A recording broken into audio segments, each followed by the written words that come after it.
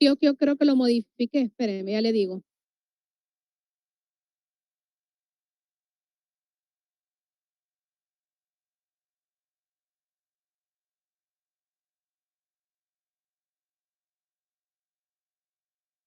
Y en el...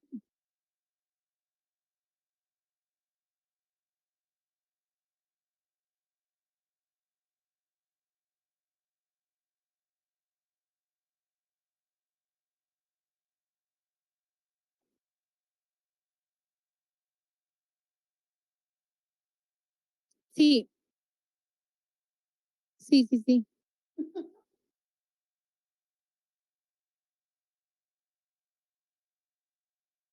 Solamente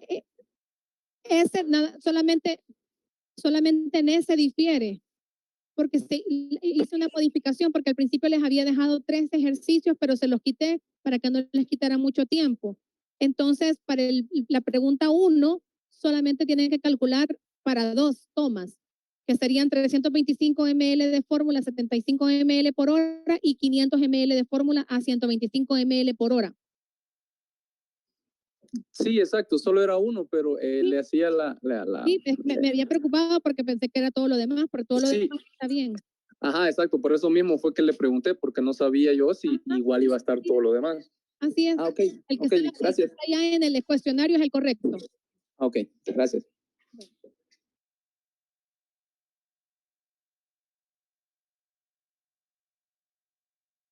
Hice una modificación en el ejercicio número 1.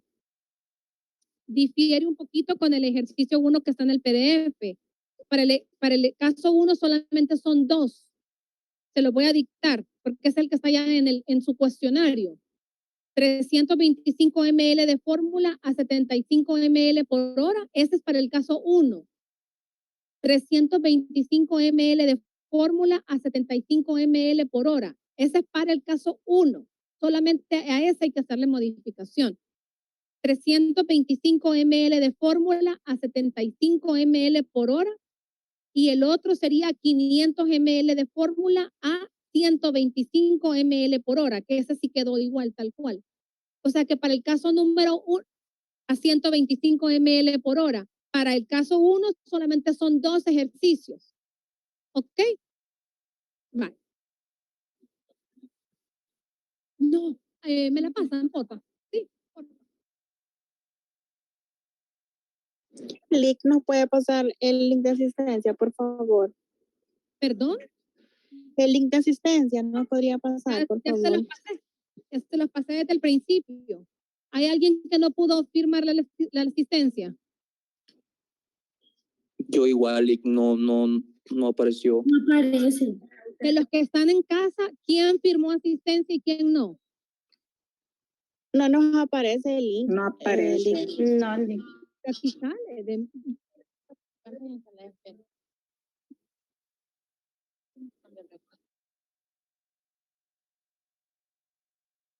Sí.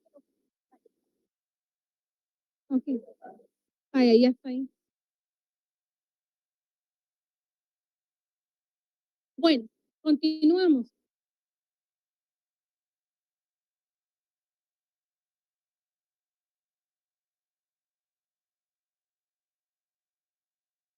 Bueno, chicos, entonces continuamos. ¿Qué dicen las diferentes asociaciones internacionales? Me avisan cuando estén listos todos. Sí, qué frío. ¿Ah? ¿Ustedes quieren que les bajen? Bajen. ¿No?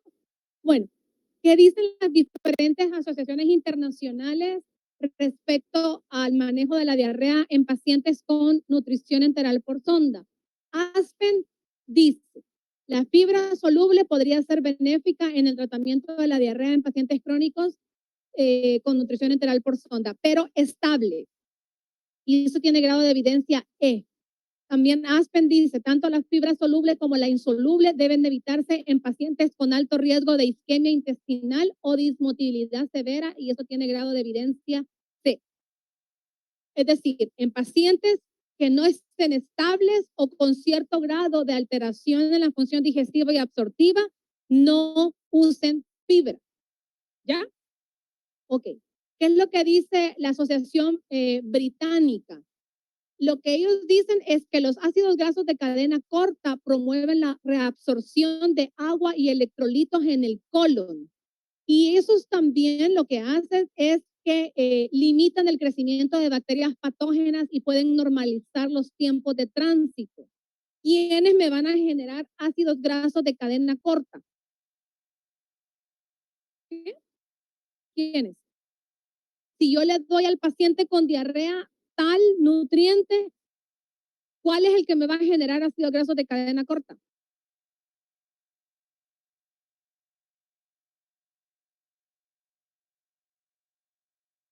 Mi pregunta es, lo que dicen los de la Asociación Británica es que los ácidos grasos de cadena corta van a hacer todo eso.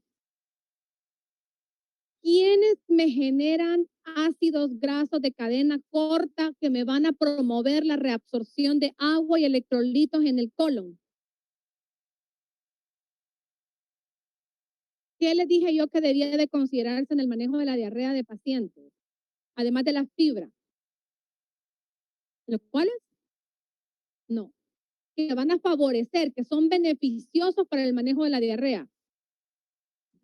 Los probióticos, exactamente. Los probióticos son los que promueven la formación de ácidos grasos de cadena corta. Y si yo sé que los ácidos grasos de cadena corta, porque lo dice la evidencia, promueven la reabsorción de agua y electrolitos en el colon, y eso me va a ayudar a disminuir la diarrea, ¿qué es lo que tengo que hacer? Darle probióticos al paciente, ¿verdad? ¿Qué es lo que dice ESPEN? Se recomienda una ingesta de fibra dietética de 15 a 30 gramos de fibra al día, que es la misma recomendación para pacientes sanos. En la enfermedad aguda, dice ESPEN, la fibra fermentable es eficaz en la reducción de la diarrea y la goma guar y la pectina son superiores a los polisacáridos de soya. Entonces, siempre busquen goma guar y pectina, así como también inulina para el manejo de la diarrea, o busquen ese tipo de fibra para manejar la diarrea en los pacientes que son manejados con nutrición enteral. Y el grupo de fibra estadounidense, que dicen ellos que para prevenir la diarrea inducida por la nutrición enteral en pacientes críticamente enfermos, la complementación de la nutrición con goma guar y pectina es efectiva para el manejo de la diarrea. Y miren esa recomendación, grado A. ¿Ah? Ajá, grupo de fibra, así te lo puse en español, pero es en inglés es otro grupo. ¿Ah? Una asociación de gastroenterología británica. Ajá. Entonces, el grupo que estudia la fibra, un grupo estadounidense que se dedica a estudiar los efectos de la fibra a nivel de diferentes situaciones clínicas, ellos tienen grado de recomendación A para el uso de fibra en el manejo de diarrea relacionada con la alimentación enteral. Entonces, pregunto, chicos, ¿recomendamos fibra o no recomendamos fibra? ¿Qué tipo de fibra? Soluble. Y si el paciente tiene alguna función severa del tracto digestivo, ¿vamos a dar fibra? No, en esos casos no. Pero vamos a recomendar fibra soluble. Y la goma guar, la pectina, han demostrado tener utilidad importante en el manejo de pacientes con diarrea. ¿Vamos a dar probióticos? Sí, exactamente. No, ahí se lo voy a poner tal cual, ahí se lo voy a subir.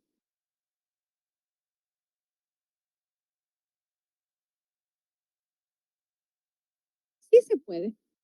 Cuando veamos el viernes que vamos a resolver un caso de estreñimiento, ahí les voy a dar un tip sobre cómo, de la dieta BRAT, cómo hacer un menjurje ahí para darles fibra a los pacientes. Ok. Inulina. Bueno, les decía que hay medicamentos que pueden producir diarrea y el paciente puede estar medicado con alguno de esos medicamentos y muchas veces nadie le presta atención a los medicamentos y estos pueden ser los responsables del cuadro diarreico de los pacientes. Ya vimos que los antibióticos pueden dar diarrea, ya vimos que los antiácidos pueden dar diarrea. El sorbitol, los medicamentos que tienen sorbitol también pueden dar diarrea. ¿Qué medicamentos van a ustedes a revisar en el expediente del paciente que pudiesen estar relacionados con la diarrea en ellos? Agentes gastrointestinales como por ejemplo antiácidos, antagonistas o inhibidores de la bomba de protones como el omeprazol, el esomeprazol, todos los medicamentos que dan como protectores gástricos en algún momento pueden generar diarrea. Los laxantes como la lactulosa, el sulfato de magnesio, el sorbitol. Muchas veces se hace uso indiscriminado de medicamentos que tengan sorbitol y eso nos pueden generar diarrea en los pacientes, pero le están suspendiendo la dieta al paciente por la diarrea. Pero nadie se percata que puede ser el medicamento el que esté generando diarrea. Procinéticos, la metoclopramida, la mosaprida y la domperidona también pueden generar cuadros diarreicos en los pacientes. Los colinérgicos, los antihipertensivos como los beta bloqueadores, el propanolol, el bisoprolol también. Antibióticos específicamente la ciprofloxacina, la ampicilina, la cefalexina, la eritromicina, la amoxicilina, la citromicina y la cefepima también pueden dar cuadros diarreicos. Entonces siempre vayan ustedes y revisen. Esta tablita la deberían de andar junto con ustedes, debería ser parte de su manual y andar y revisar, ok, ¿qué medicamentos de los que tiene el paciente le puede estar generando diarrea? Los AINES, que son los antiinflamatorios no esteroideos, como por ejemplo el ibuprofeno, el diclofenaco, el celecoxib, todos esos medicamentos pueden generar diarrea. O también los hipoglicemiantes como la metformina, la carbosa y la gliptida también pueden generar diarrea. La metformina, ¿quién de aquí ha tomado alguna vez metformina por alguna condición? Yo, ¿Y les han generado diarrea o malestares estomacales? sí, sí. Sí, yo también tomo metformina y sí me hace pedazos el estómago. Entonces, hay que revisar. Hay que revisar qué listado de medicamentos tiene prescritos el paciente y cuál de todos esos pudiesen estar asociados, porque a veces los médicos no se percatan de eso. Entonces, uno, ya sabiendo, se puede acercar al médico y le puede decir, mire, doctor, no sería conveniente que revisáramos la dosis de metformina porque yo ya revisé todo lo relacionado a mi alimentación y tengo todo controlado, no creo que la alimentación sea la que le esté generando diarrea, pero estoy viendo que está con metformina, estoy viendo que está con antibióticos que generalmente están asociados a la presencia de cámaras diarreicas. Entonces ya el médico le va a decir, ah, sí, licenciada, tiene razón, voy a hacer ajustes, o podemos bajar aquí, o podemos hacer esto, pero háblenlo, díganlo, ¿sí? No se queden, como les decía, como yo me quedaba hasta atrás en la visita médica para que no me fuera a ver el médico. Y cuando decía, ¿y la nutricionista qué dice? Yo, ay, sentía que me moría de la vergüenza. Les digo porque a todos nos pasa, porque no estamos acostumbrados. Y entonces, aquí estoy.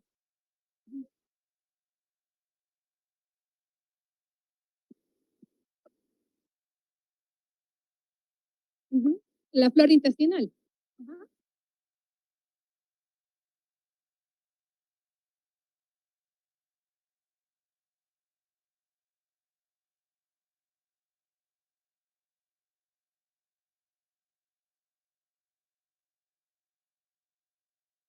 Usted puede usar probióticos consumidos, tal vez no necesariamente en forma de suplementos, sino que tal vez a través de alimentos, como mantener su dosis de probióticos, que sea parte de sus hábitos de alimentación. No es que esté tomando un suplemento específico de probióticos.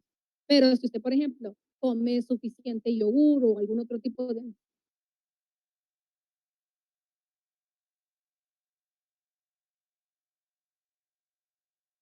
Sí, es muy caro, en lo privado usted lo puede hacer, usted lo puede prescribir, que le den su dosis de probióticos al paciente, pero en los hospitales gubernamentales como que estar prescribiendo probiótico en primer lugar no va a haber, ¿verdad? Entonces va a ser algo como que no va a ser una estrategia muy viable, pero en lo privado usted lo puede.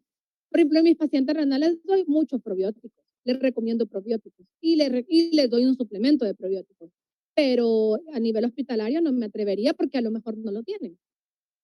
Sí, sí.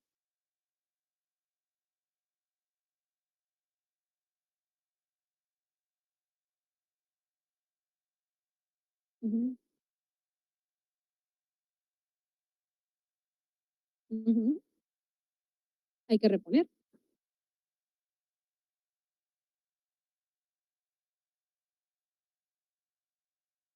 hay que chequear todo eso. Ujú, ujú. Exacto, ¿sí?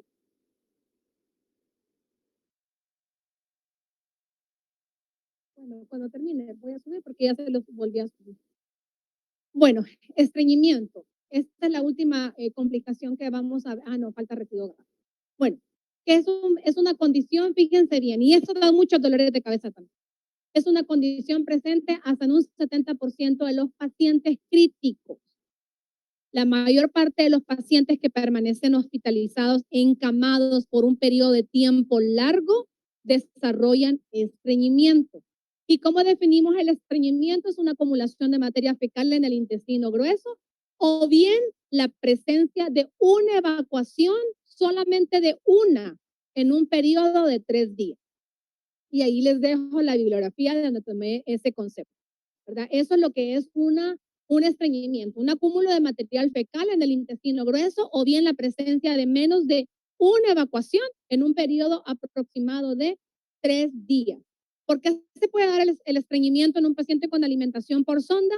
Por un escaso aporte de líquidos, por un escaso aporte de fibra, porque el paciente no se esté moviendo, obviamente el paciente está encamado, está inmovilizado físicamente, por el consumo de algunos fármacos, por ejemplo, los opiáceos, la morfina, todo este tipo de fármacos disminuyen también el tránsito intestinal o simple y sencillamente por la patología de base, ¿verdad? Entonces, esas son algunas de las causas por las cuales un paciente puede estar estreñido. Entonces, ¿qué es lo que vamos a hacer? Bueno, aportar cantidades suficientes de líquidos, ¿verdad? Revisar que el paciente se le esté cubriendo su requerimiento hídrico como debe de ser. Cambiar la fórmula, si estamos manejando una fórmula baja en fibra, buscar una fórmula que sea rica en fibra. ¿De qué tipo? ¿De qué tipo? No fermentable. No fermentable. Estamos hablando de estreñimiento, ¿sí? No estamos hablando de diarrea, ¿verdad? Entonces, fórmula de tipo insoluble o no fermentable. Usar fórmula enteral, obviamente con fibra añadida y asegurarnos de que el paciente tenga un buen aporte hídrico, aportar al menos 1 ml de agua por cada kilocaloría que se le aporta para evitar compactación fecal, que se mueva el paciente en la medida de las posibilidades. Obviamente, si es un paciente crítico inconsciente, eso no aplica. Pero si estamos hablando con un paciente que deambula, recomendemos movilidad física. Utilizar combinaciones de laxantes. Como última instancia, se recomienda el uso de laxantes. Y pueden ser formadores de bolo, lubricantes, emolientes, laxantes osmóticos o estimulantes, ¿verdad? Entonces puede ser alguno de esos tipos de lactantes que se pueden implementar en este tipo de pacientes y esto no va por cuenta de nosotros, eso va por cuenta de médico, hacer un tacto rectal. También para poder determinar cuál es la causa por la cual este paciente está presentando estreñimiento. ¿Qué es lo que ustedes tienen que estar pendientes en un paciente con nutrición enteral por sonda? Registren las catarsis y las consistencias. ¿Qué es catarsis? ¿Qué es catarsis? Es un término médico bien usado. La defecación.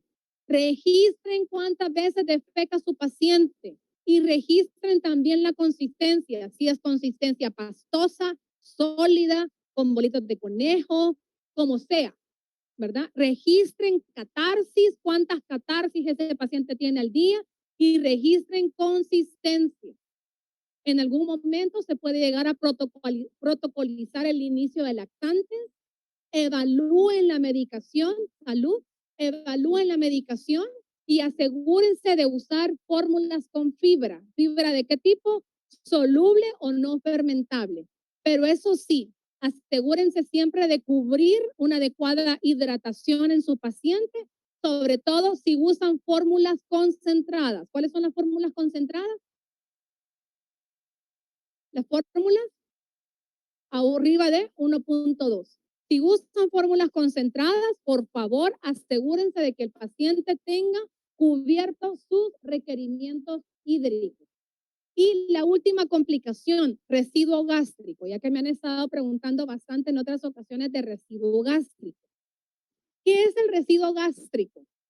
Es bien fácil. Es el volumen de fórmula remanente en el estómago del paciente posterior a la suspensión de la nutrición enteral en diferentes tiempos determinados. El residuo gástrico solamente se toma con alimentaciones a estómago, chicos. No vayan a indicar que se le tome residuo gástrico a su paciente con alimentaciones a intestino delgado. El residuo gástrico solo se toma en estómago y es el volumen de fórmula enteral remanente en el estómago del paciente posterior a que se le suspendió o a que se le pasó la alimentación enteral. No tendría que haber residuo gástrico. Si tenemos un vaciamiento gástrico normal, el estómago debería de estar vaciado. Pero si al aspirar residuo gástrico encontramos un remanente en cantidad específica, que ya les voy a decir más adelante cuál es el punto de corte, eso puede ser una señal de intolerancia a la alimentación por sonda. ¿Sí? Entonces, eso es lo que conocemos como residuo gástrico. Aspen sugiere un punto de corte de 500 ml de residuo gástrico. Valores mayores de 500 ml de residuo gástrico ameritan interrupción de la nutrición enteral. ¿Sí? Entonces, el punto de corte para considerarlo normal es 500 ml de acuerdo a Aspen. Hay otras guías internacionales que recomiendan un punto de corte normal hasta 250. Pero acá nosotros en clase vamos a ocupar como punto de corte 500 ml. Y si el residuo gástrico es mayor de 500 ml, eso amerita interrupción de la nutrición enteral.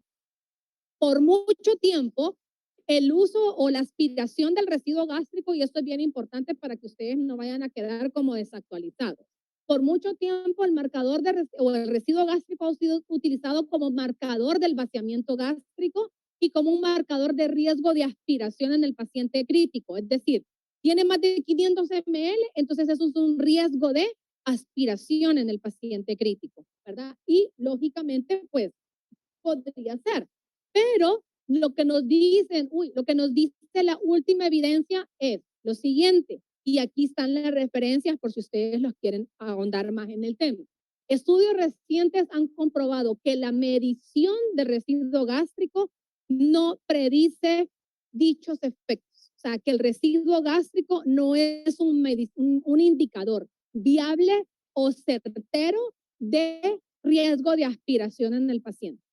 Y eso lo dicen los últimos estudios, ¿verdad? Ahí les dejo la bibliografía. Estudios recientes han comprobado que la medición de este indicador no predice la incidencia de dichos efectos. Es decir, estar midiendo residuo gástrico para ver si mi paciente tiene riesgo de aspiración realmente no es 100% tan válido como lo están demostrando los últimos estudios o las últimas revisiones sistemáticas. ¿Cómo se trata el residuo gástrico? Bueno, en primer lugar, si existe residuo gástrico, lo que se recomienda es cambiar la fórmula enteral utilizada, ¿verdad? Y usar fórmulas que contengan fibra, ¿sí? Con menor contenido de fibra, con menor cantidad de grasa y que no vayan a ser fórmulas concentradas, ¿sí? Entonces, con residuo gástrico positivo, busquen fórmulas bajas en fibra, bajas en grasa y que no sean hipercalóricas. Promuevan el uso de prokinéticos, porque si hay residuo gástrico es porque no está habiendo un buen vaciamiento gástrico, ¿sí? Entonces hay que promover el uso de prokinéticos, colocar al paciente en una posición semiflower durante la infusión de la nutrición enteral. ¿Qué significa posición semiflower?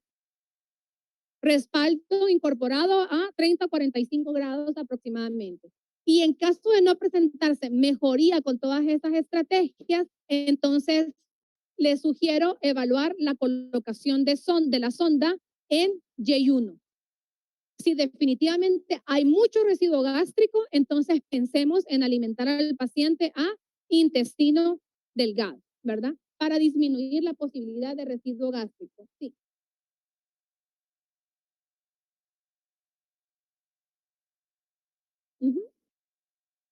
Un tiempo como aproximadamente 30 minutos. Entonces vienen en 30 minutos, pasan 30 minutos y se coloca la jeringa en la misma sonda del paciente, ¿verdad? Y se aspira. Puede ser la misma jeringa. Eso lo maneja el médico, eso no lo manejamos nosotros. Normalmente es una jeringa gruesa. Entonces el médico empieza a aspirar, expirar, esperar hasta que deja de salir. Y eso lo contabilizan. ¿Qué creen ustedes que pasa con ese aspirado? ¿Se bota o se reintroduce? Se reintroduce, porque si no estaríamos causando una descompensación hidroelectrolítica. Exactamente, Gabriel. Entonces, eso se contabiliza y luego se vuelve a introducir en la sonda del paciente. Entonces, para terminar, ¿qué vamos a hacer en caso de intolerancias gastrointestinales o de complicaciones gastrointestinales que puedan estar presentando nuestros pacientes? Si tienen náuseas y vómitos, lo más lógico, inicien con prokinéticos, ¿verdad? Que son los que aceleran el vaciamiento gástrico, ¿verdad? Muy bien. Otra complicación, hay un retraso en el vaciamiento gástrico. Si hay un retraso en el vaciamiento gástrico, eso nos puede dar un incremento en nuestro riesgo de aspiración. Entonces, lo que se recomienda, además de iniciar prokinéticos, evitar usar fórmulas hipercalóricas y considerar sondas postpilóricas, es decir, sondas en J1. Luego, si hay distensión abdominal, que esa dijimos que era la complicación que sí amerita la suspensión de la nutrición enteral, sobre todo si se acompaña con dolor. Entonces, lo primero que tenemos que hacer en caso de distensión, disminuir la tasa de infusión o la tasa de volumen. Migrar a fórmula concentrada o hipercalórica. ¿Para qué? Para que en pequeño volumen de alimentación podamos estar cubriéndole al paciente un buen aporte de nutrientes. ¿Sí? Entonces, si hay distensión, bajen la velocidad de infusión y piensen en usar una fórmula hipercalórica. Ustedes me van a decir, pues sí, pero ¿y cómo hacemos en el hospital el otro año? El punto acá es que yo no los estoy formando para el otro año, ¿sí? Los estoy formando para la vida.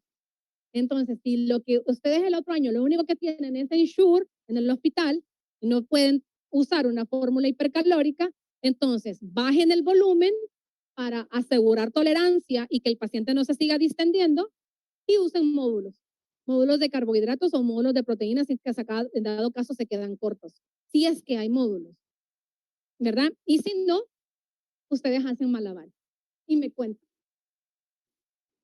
¿Tiene diarrea el paciente? Ok, ¿qué es lo que van a hacer? Inmediatamente, diarrea, pensemos en fibra, ¿verdad? Migrar a una fórmula con fibra. Y en caso de persistir la diarrea, pasar a una fórmula oligomérica porque pudiéramos estar hablando de una patología que cursa con mala absorción. Y si el paciente tiene estreñimiento, alto aporte de fibra. ¿Qué tipo de fibra? Insoluble o no fermentable. Y considerar el uso de cenócidos, que son un tipo de laxantes también.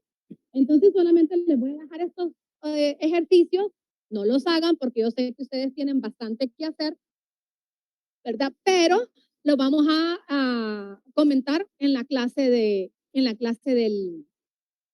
viernes, ¿verdad? Lo vamos a comentar ahí, pero solo les quiero. Ese es el ejercicio que más me interesa que vean. Para que más o menos vayan pensando. Fíjense bien, este es un caso de la vida real. De todas maneras, yo les voy a subir esta clase para que la tengan.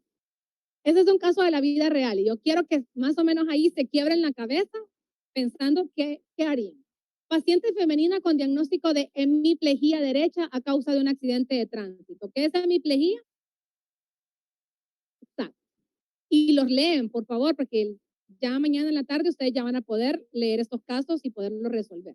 No es tarea, pero quien lo quiera hacer, lo puede hacer, porque ya mañana en la tarde van a haber entregado la tarea. Entonces, la paciente está paralizada de su lado derecho.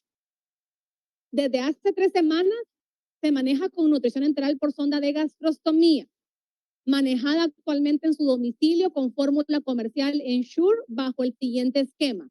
1.600 ml de Ensure a densidad calórica de 1 caloría por ml, administrada por gravedad.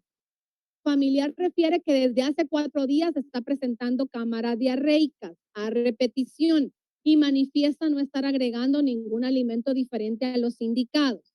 En base a esta situación, usted como nutricionista, ¿qué acciones implementaría para ayudar a solventar este problema?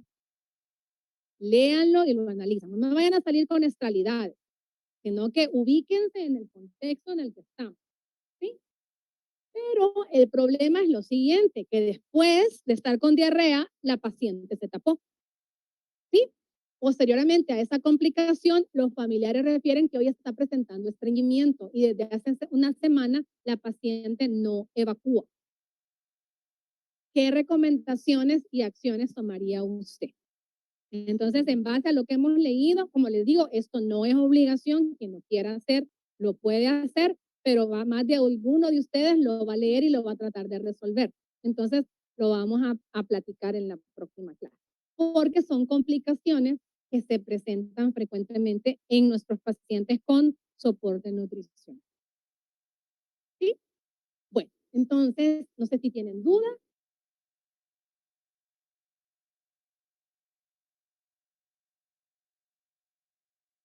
Si no hay dudas, nos vemos entonces el viernes. Ahorita se los... Ya les veo lo del link, chicos. Esperen un ratito.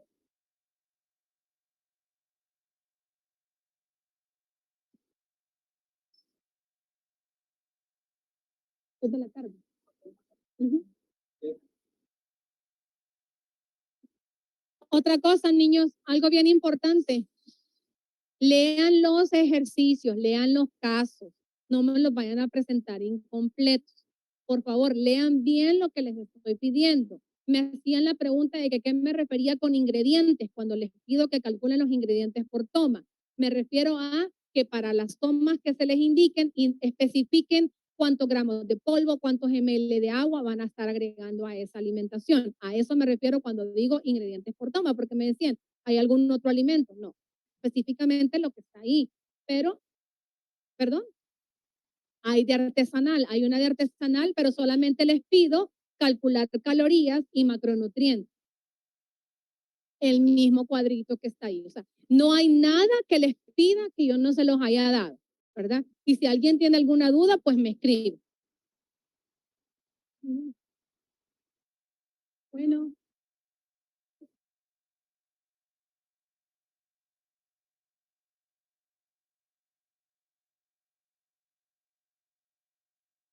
Ok, gracias.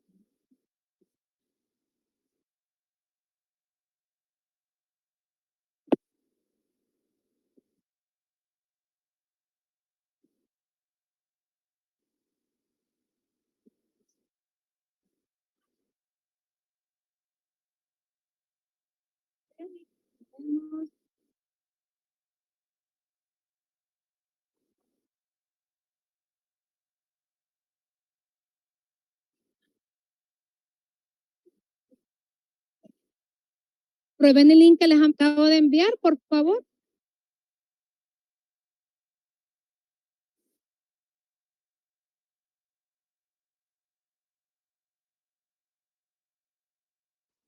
Siempre dice lo mismo, Lick. Aún no funciona.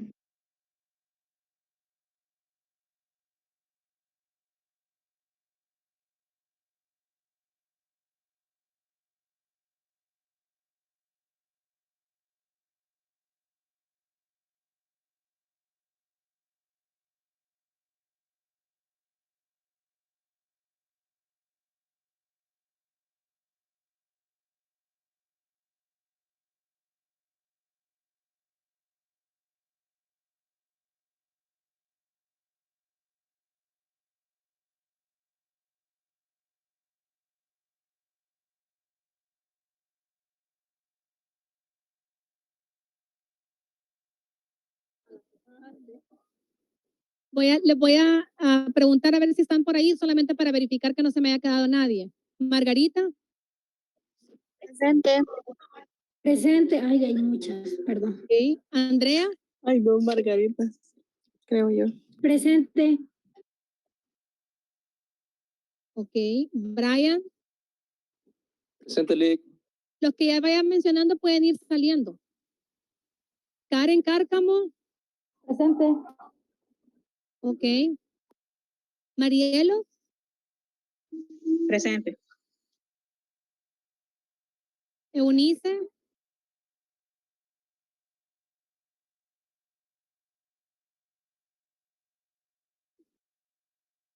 Celeste. Ok. Glenda. Presente, Lick. Ok. Pueden ir saliendo. Mario. Gracias. Presente, Lick. Mire, Lick, Alejandro González. No le escucho, Mario. No le escucho. Espéreme. Si gusta termino y ya